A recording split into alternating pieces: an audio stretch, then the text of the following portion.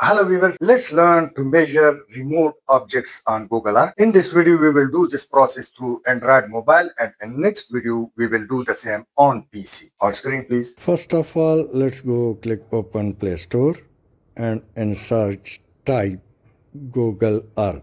First name appear, click it, and this is the second one, click install, and this is the best app for measuring building land or elevation. Click open, and now this type of interface appears.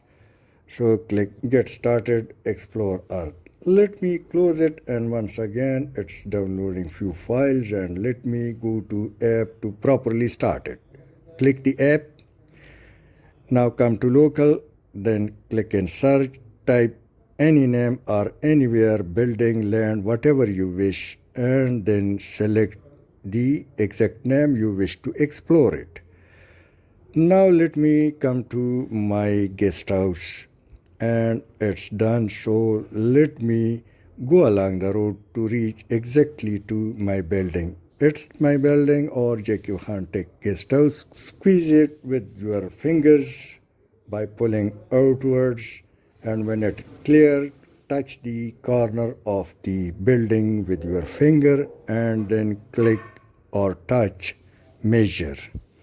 Now click add point and drag it to where the other side, move the picture so automatically line would be inserted, and upon every turn click add. Don't worry about the structure of the building or the land, just keep on adding. Now click close shape, and when you close it, you will see its measurement in meters or yards. So you can change it. Click this arrow like sign, and you can select square feet or whatever is your need. Either you change parameter or area. It's done. Now you can also save the project, give it a name, and if possible give it a title or description. It's up to you, and save it. Now next time you can simply click it or open the same measurement. Hope you would have liked. Thanks for watching.